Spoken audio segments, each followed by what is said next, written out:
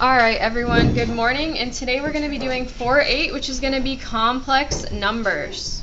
So let's talk about what complex numbers are.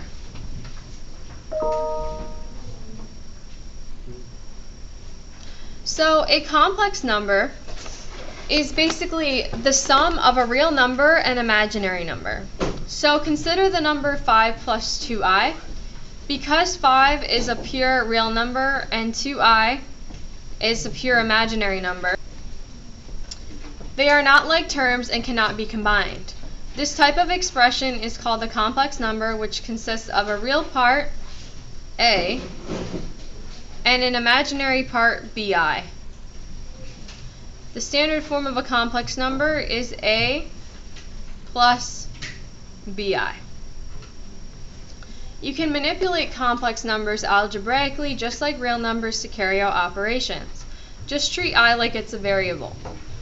Convert any I squared that appears as you simplify to -1 and write your final answer in standard form. All pure real numbers can be written as the complex number a plus 0i because you're missing the complex or the imaginary part. And all pure imaginary numbers can be expressed as the complex number 0 plus bi.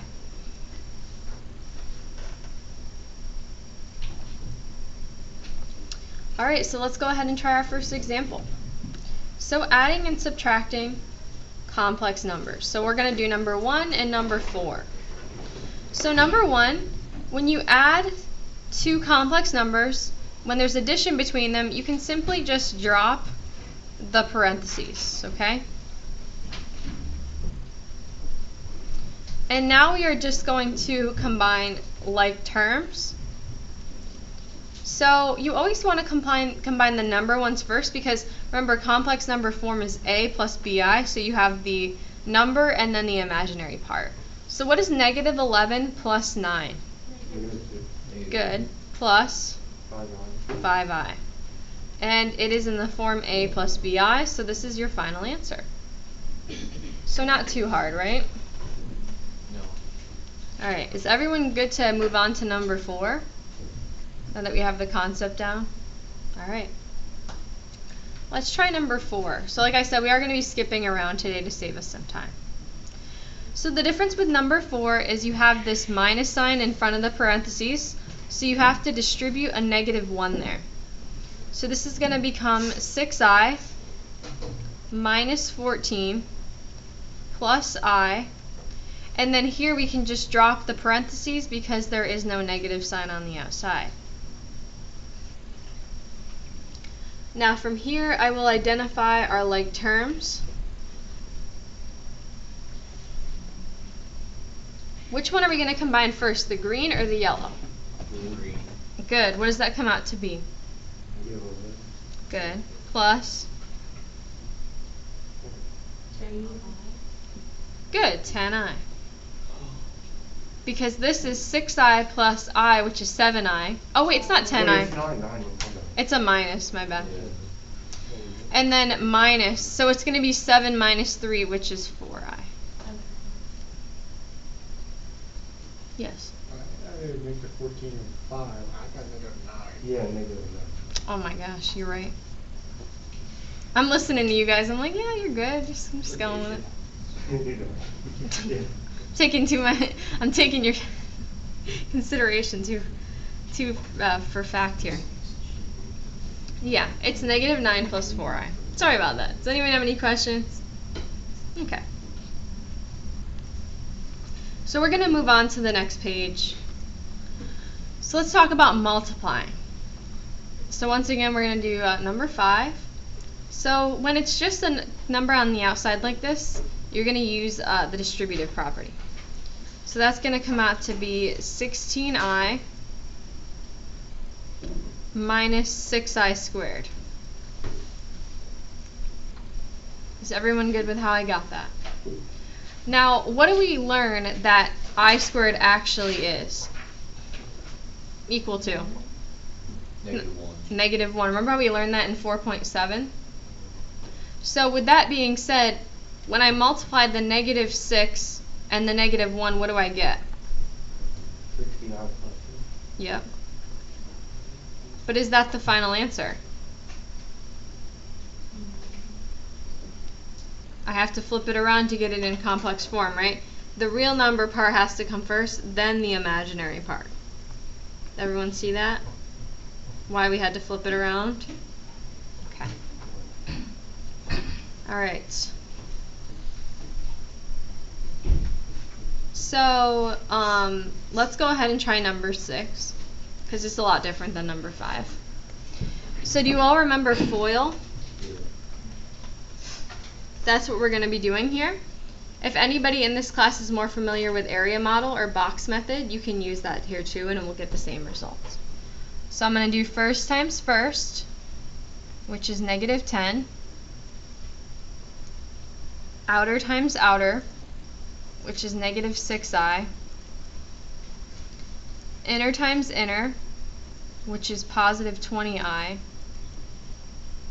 And last times last, which is +12i squared. So does anyone have any questions about the FOIL part of it? Does everybody see what I did there? I tried to color code it so you can kind of see what happened. So with that being said, before we combine any like terms, I'm actually going to convert this over.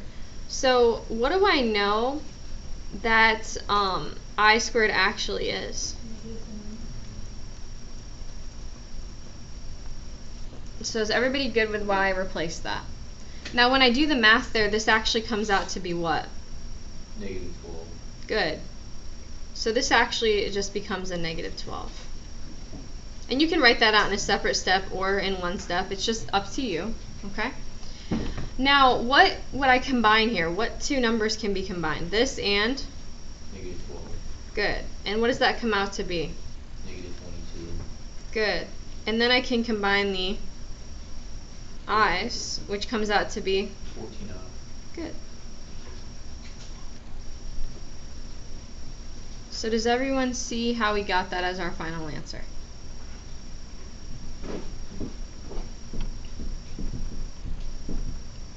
Does anyone have any questions?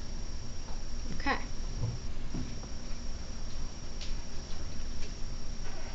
So for number 7, whenever you have a binomial squared, we're not going to do this whole problem. I just want to show you that you have to write it out like this. Then multiply. FOIL or multiply. So we won't do that whole problem because it's just like number 6. But if it's written squared, you have to write it out twice and then FOIL. You can't square each number in the inside. That's illegal math. Okay? Some people think you can just go 36 and then this. You can't do that. Is it because it's an Yes. imaginary number? No, you can't do that ever in math.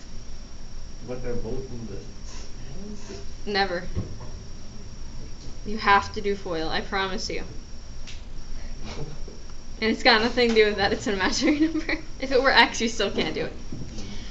So on number 8, you're going to multiply these first two binomials together using FOIL, first and foremost. Okay?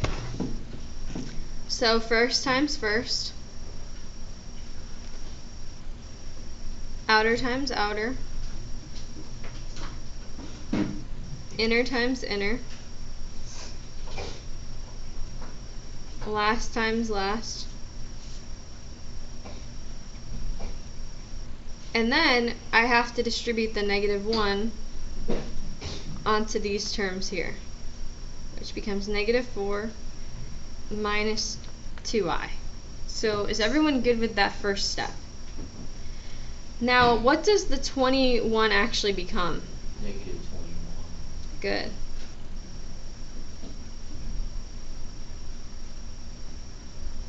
So is everyone with me on what I just did on that step?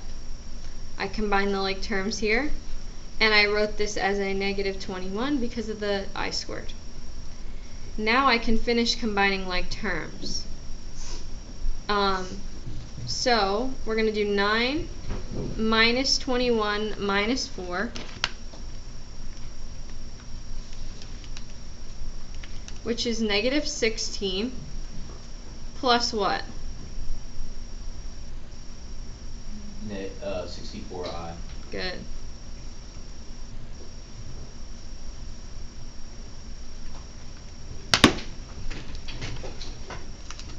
Do we have any questions about number 8? It's pretty easy, right? So far? It's just like algebra, but you're using I. So the only thing really differently is if this were x, you would have just left it as x squared. You wouldn't change it into a -1. That's literally the only difference we've really introduced so far. So here we're going to get into a few differences.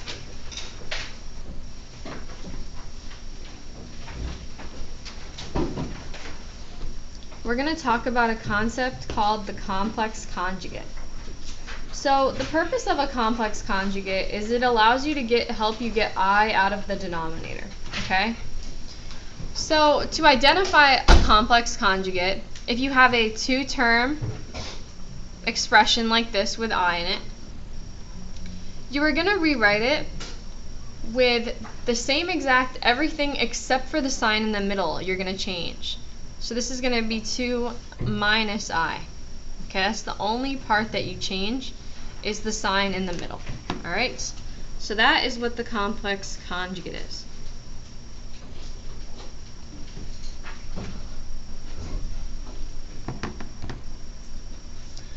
So now for the next one, just like before, you only change the sign in the middle.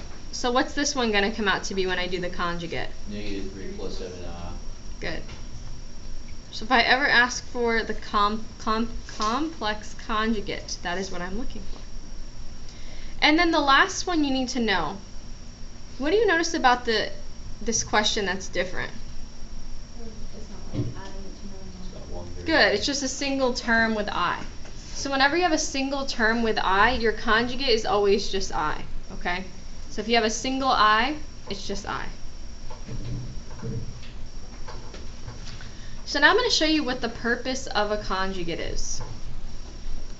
So if we multiply 8 plus I by its conjugate, and another thing about conjugates, this one's conjugate is this one's conjugate is this. They're conjugates of each other, right? So let's multiply these together using FOIL, okay? So we got first times first.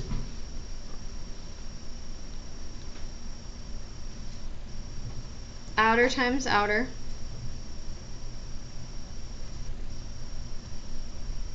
Inner times inner. Last times last. What do you notice about these terms right here? It adds up to 0. Good, they cancel out, right? And then we're left with 64 minus a -1. Does everybody see how I got the minus -1 part? All right. So, this answer comes out to be 65. 65. Now 65 is the correct answer, but that's not in complex form, is it? Complex form has to have the A and the BI, so it's actually 65 plus 0I, because you have to write it in complex form, okay? So does everyone see how we got that? Yes. How do you know whether it's addition or subtraction for the complex form? Good question.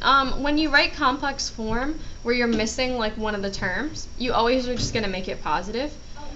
It's not necessarily wrong if you make it negative, but it's just the easier way to do it. So does everyone understand how these terms canceled out?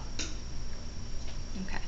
So what you'll notice is multiplying a complex number by its complex conjugate will always result in a pure real number, which is what we got, right? 65. And that's because the middle terms cancel, the I squared turns into a -1. Is everyone good to skip number 13? Did you understand the concept from number 12? Okay. So let's go ahead and start talking about when the conjugate would be used in a concept like division.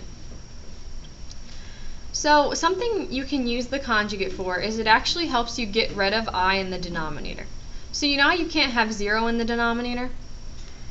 You also don't want I in your denominator. If you have I in your denominator, you have to work on getting I out of the denominator. So the way that we do this is by multiplying the numerator and denominator, top and bottom, of your fraction by its complex conjugate. So what did we say the conjugate, always the denominator's conjugate? What did we say the conjugate of 2i is? I divided by 2. From the last slide, it's the top one. It says if it's just like negative 4i, the conjugate is I. So this one's conjugate is just I. So whenever your denominator is just a number with I like that, a single expression, single term expression, you just multiply the top and the bottom of your fraction by I. So this comes out to be 10i over 2i squared. Does everyone see how I got that? So we multiply the top and the bottom by its conjugate I.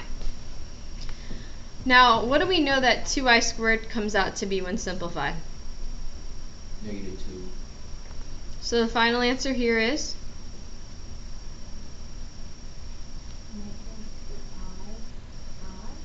Good.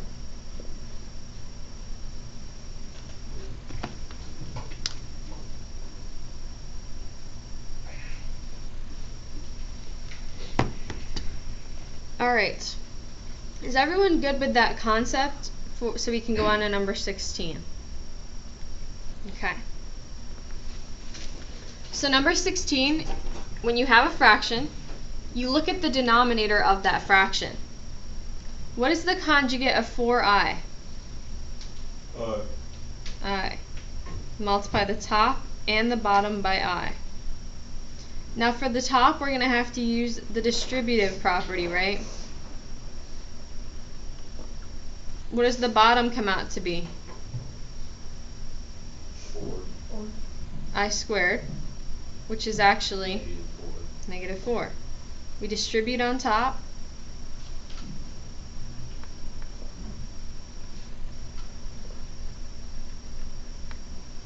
Bottom becomes negative 4.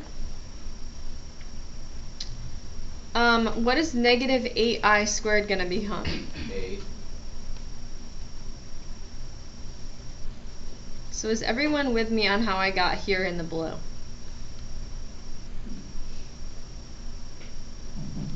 Alright, so once you get to this point, you're going to divide each of those terms separately by negative 4.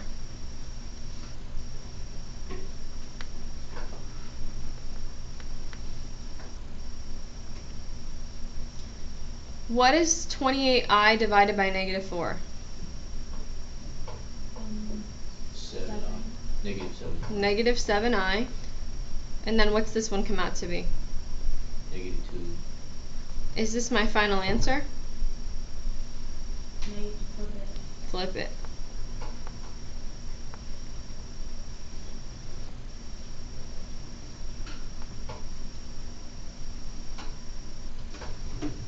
Does it make sense so far? What do you think? Alright. Let's go ahead and try 18. So the denominator on 18 is very different, right? There's more than one term here, right? So, what would we do? What's the complex conjugate of that denominator? It's not just I anymore when there's more than one term. If we look at the previous where it says we identified some conjugates, it's actually going to be 5 plus I, right? So does everyone see the difference by when you multiply by the two numbers instead of the one? So if it's just like a number with the I, it's just I. But if it's an expression with two terms like this, you multiply by its conjugate, complete conjugate, which is the opposite sign. Okay? So we're going to do that to the top and the bottom. So I'm going to distribute here.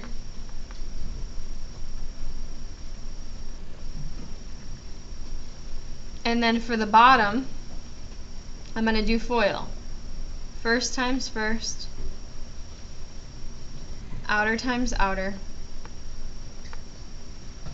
inner times inner, last times last. Everyone good with what happened there? What happens to those middle terms? They add up to 0. Did we expect that to happen? Yeah, it's routine. Good. So what you're going to notice is when you multiply by the conjugate, when you do FOIL, the O and the I will always cancel out. So when you get better at this concept, you've been doing it for a long time, I don't even do the O and the I because I know they're going to go away, so I just do the F and the L. So if you know you're multiplying by a conjugate, this works. If you're not familiar with recognizing a conjugate enough, don't do that until you're to that step level where you're understanding that you can cancel those out, okay? So this becomes 25 minus a negative 1. What is 25 minus a negative 1? 25 plus 1, Which is? 26. Good. Then we're going to split it up.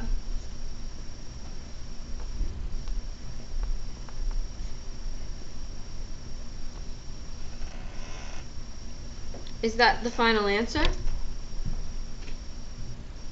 Can those fractions be reduced? What is negative 10 over 26 reduced to? 5,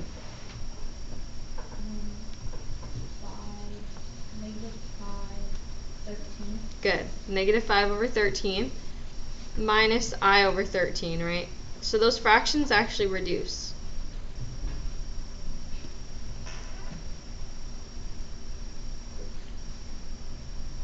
Do we have any questions so far?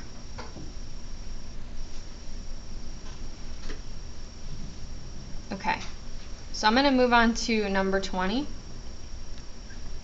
So you look at the denominator and you identify its conjugate, which is what? 2 minus I. Good. You're going to multiply the top and the bottom by that. Now in the top we're going to have to do FOIL. And on the bottom we're going to have to do FOIL, right? So instead of writing it out, I'm just going to do it on this side here. So first times first. Outer times outer. Inner times inner. Last times last. All over.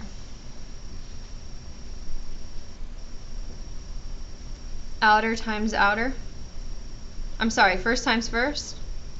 Last times last. Why on the bottom one did I not have to do the O and the I? Why didn't I do the two middle terms on the bottom one? Aren't they They're going to cancel out. They're going to cancel out anyways. Why did I still have to do it on the top? Because they're not going to cancel out. No, because they're not conjugates of each other. Only the conjugates multiplied together do that.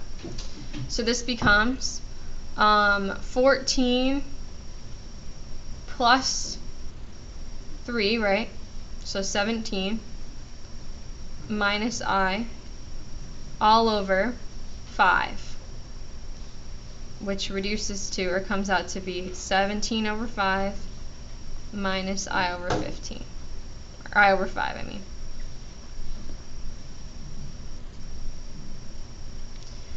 So, because I shortened the notes, what I need everyone in here to do is to try number 21. If I see that you can do number 21, we won't have to go back and do all those other examples. Alright? So go ahead and try it out, and I'll put the answer up in a little bit on the board. So you're trying number 21. Good job. Go ahead and get that answer down.